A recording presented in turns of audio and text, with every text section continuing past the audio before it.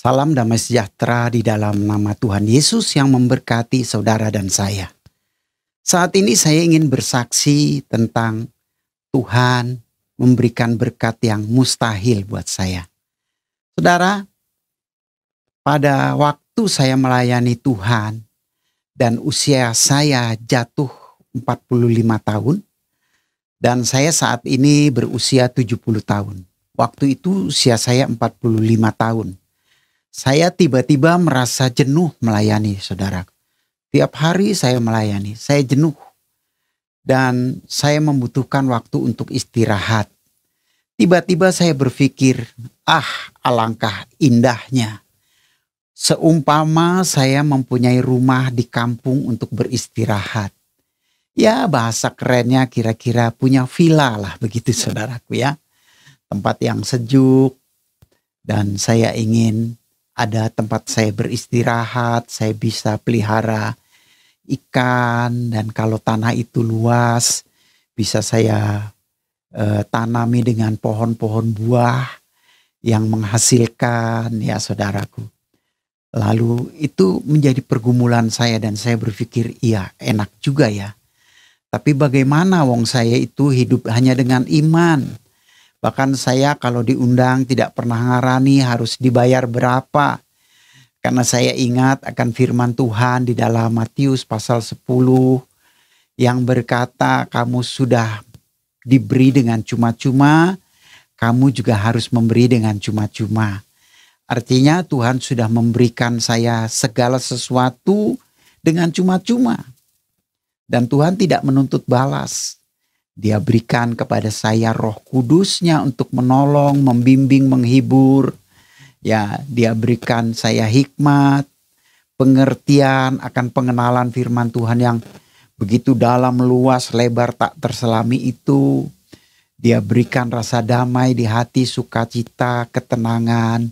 Itu saja sudah pemberian Tuhan yang luar biasa yang tidak bisa kita dapatkan lewat apapun. Itu adalah pemberian gratis.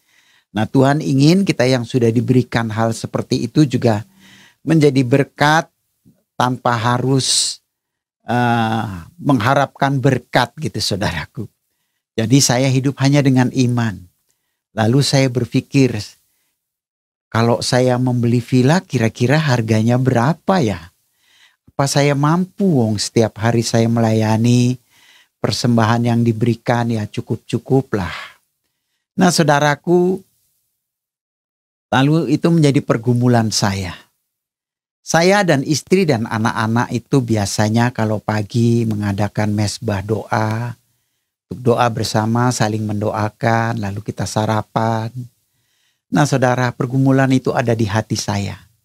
Kalau saya berdoa dengan istri saya di kamar berdua, kami sering doakan gereja-gereja Tuhan, hamba-hamba Tuhan yang Tuhan taruhkan namanya di hati kami.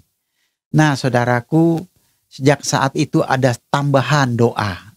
Doanya adalah saya meminta tempat untuk beristirahat. Biasanya kalau saya berdoa dengan istri saya, kita betul-betul sepakat. Misalnya saya mendoakan pendeta Anu dan istri saya selalu bilang amin. Iya Tuhan, puji Tuhan, begitu. Ada kesepakatan saudara di dalam mendukung doa itu. Tapi waktu saya nyatakan saya ingin mempunyai tempat tinggal untuk beristirahat atau semacam villa, istri saya tidak mendukung. Dia diam saja saudara. Lalu selesai doa saya tanya, kok kamu tadi nggak aminkan sih saya minta villa? Lalu dia bilang, aduh berapa harganya Pak? Udahlah kita apa adanya saja yang dari Tuhan. Saya bilang enggak loh.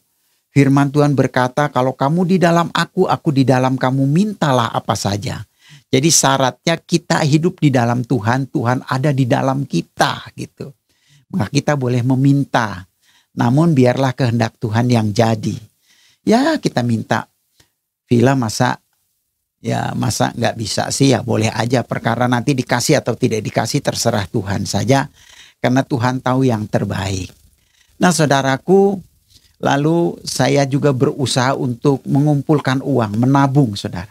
Demi villa yang saya cita-citakan.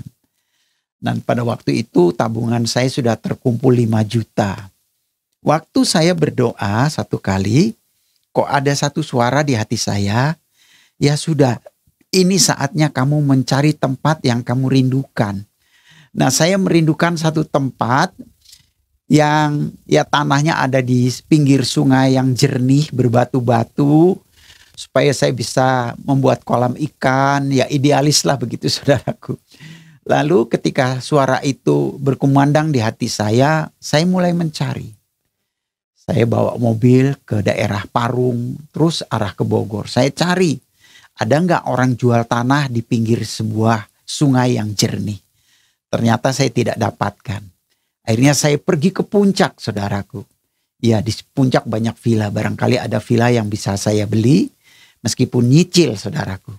Nah, saudaraku, saya cari-cari di puncak dan saya tidak mendapatkannya. Saya melihat ada orang jual villa cukup bagus, tapi harganya wow, nggak terjangkau buat saya, saudaraku.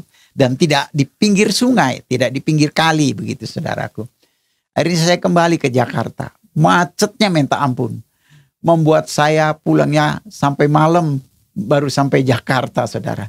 Saya berpikir, waduh, kalau punya villa di puncak, terus macetnya kayak begini, ini sih bukan rileks, namanya bikin stres gitu, saudara.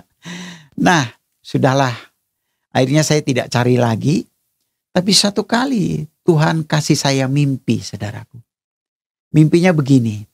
Saya punya kakak, itu tinggal di daerah Jonggol. Ya saudara, dia tinggal di sana. Dalam mimpi itu saya pergi ke rumah kakak saya. Dari jauh saya lihat rumah kakak saya. Tapi anehnya, saya tidak lurus ke rumah kakak saya. Kok mobil saya itu membawa saya belok ke kiri, saudara. Seperti jalan turunan gitu.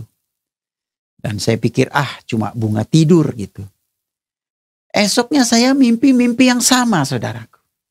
Dan saya mendapatkan mimpi itu sampai 3 kali. Akhirnya saya penasaran. Jangan-jangan ini yang Tuhan maksud. Pergilah saya ke Jonggol, ke tempat kakak saya. Dan waktu saya sudah melihat rumah kakak saya lihat ada jalan ke kiri. Jalan itu turun. Lalu saya hentikan mobil dan mobil saya berhenti di situ. Saya turun jalan kaki, saudara. Turun, ternyata di turunan itu ada sungai yang jernih berbatu-batu.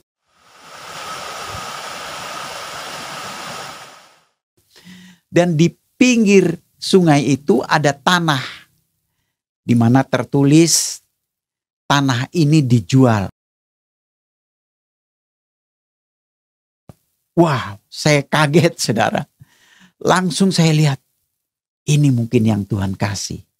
Terbayang sama saya, wah, saya nanti akan bangun rumah di sana. Kolam akan saya bikin di sini dan di sini dan di sini dan lain sebagainya lah. Wah, itu pokoknya di hati saya langsung jatuh cinta, saudaraku. Nah, lalu saya cari yang punya, saudara. Ternyata yang punya seorang haji, namanya Haji Anda. Saya berjumpa dengan dia dan saya tanya, Pak Haji, itu tanah berapa luasnya? Wah, saya nggak hitung meteran, Pak. Saya mau jual blok begitu sajalah. Kalau Bapak mau. Berapa harganya yang Bapak mau? Ya, saya mau tanah itu terjual 47 juta. Wow. Sementara uang saya cuma 5 juta, saudara. Oh gitu ya Pak. Tapi saya sudah jatuh cinta sama tanah itu, saudara.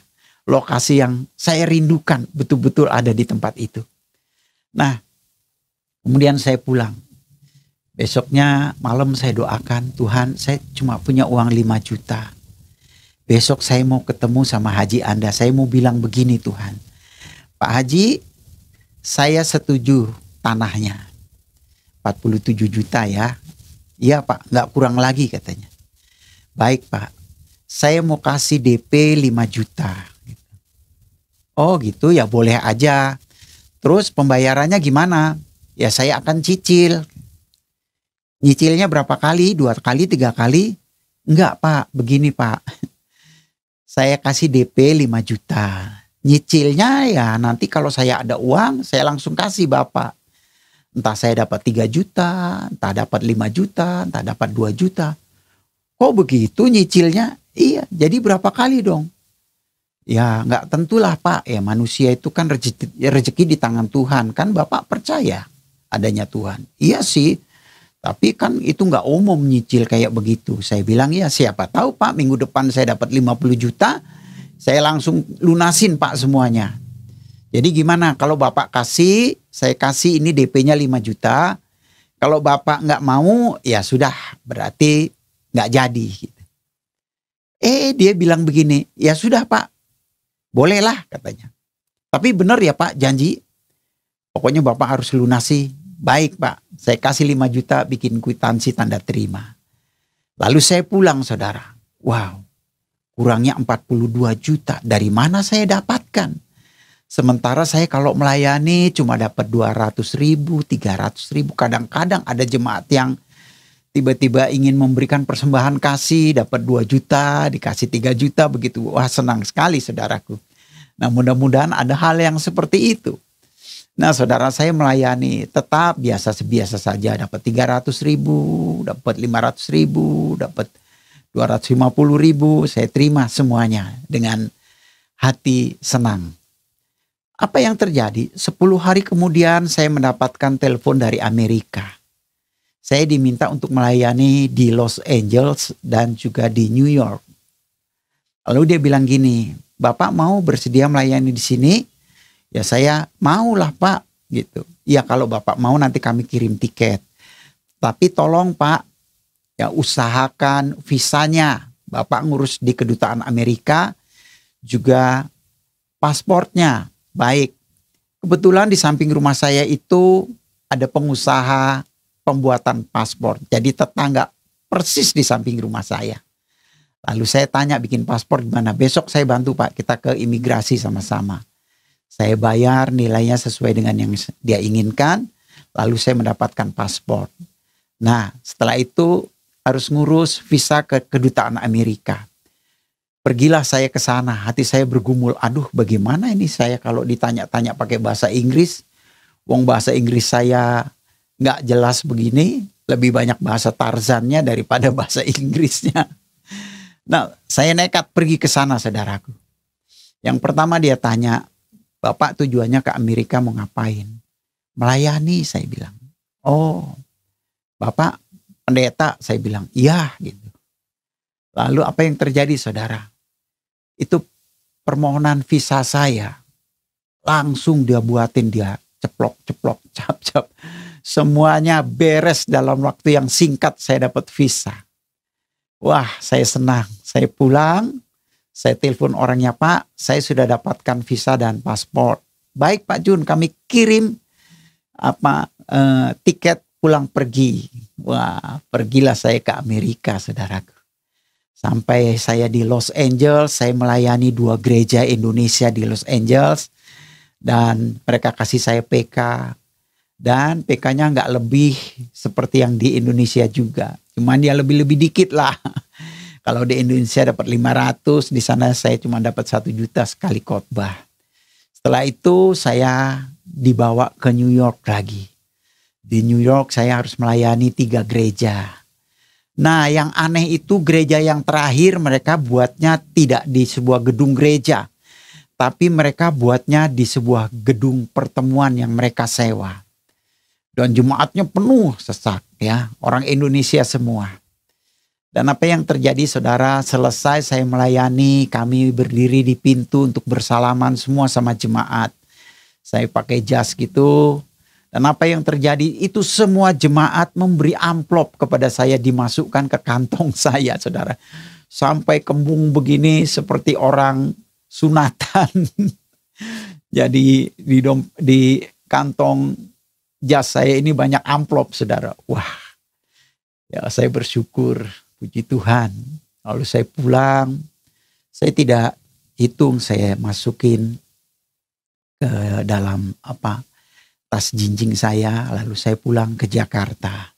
Sesampainya saya di Jakarta, saya periksa semua dolar-dolar itu, saya uangkan jadi rupiah. Puji Tuhan saudaraku. Apa yang terjadi? Uang itu bisa pas, saudara. 42 juta rupiah. Langsung saya datangi Pak Haji. Saya berikan uang 42 juta rupiah. Lunas. Dan akhirnya tanah itu saya bangun. Ya, saya bangun dan menjadi sebuah villa. Ada kolam ikannya, saya pelihara ayam. Burung dara yang cuma 3 ekor menjadi begitu banyak sampai puluhan. Kebun buahnya banyak, saudara. Kalau musim mangga banyak sekali mangganya. Musim rambutan pun demikian. Ya, kalau pisang hampir setiap kesana pasti saya ambil pisang panen, saudaraku. Nah, itu adalah pemberian Tuhan yang Tuhan berikan kepada saya. Sehingga kalau saya sedang jenuh, saya pergi ke sana, saya berdoa di sana. Lalu saya menyembah Tuhan, tempatnya sepi, saudara, indah sekali. Ya, bikin saya betah, saudara. Nah, saudaraku yang dikasih Tuhan, itulah kesaksian saya bagaimana Tuhan memberikan tempat untuk saya bersaat teduh, tempat saya untuk berdiam diri, tempat saya untuk bercengkrama dengan keluarga. Tuhan Yesus itu sangat baik, bagi Dia tidak ada yang mustahil.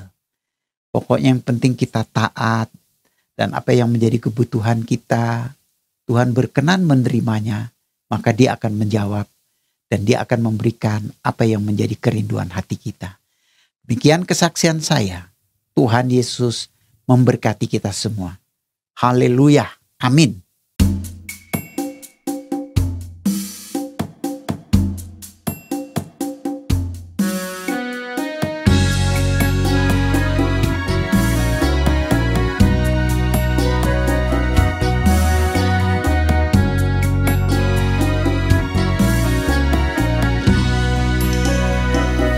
Jangan takut, jangan khawatir. Burung-burung di udara Dia pelihara. Jangan takut, jangan khawatir. Kita manusia, makhluk mulia, disayang Tuhan. Jangan takut, jangan khawatir. Hadapi hidup yang kerasnya bukan kepalang. Jangan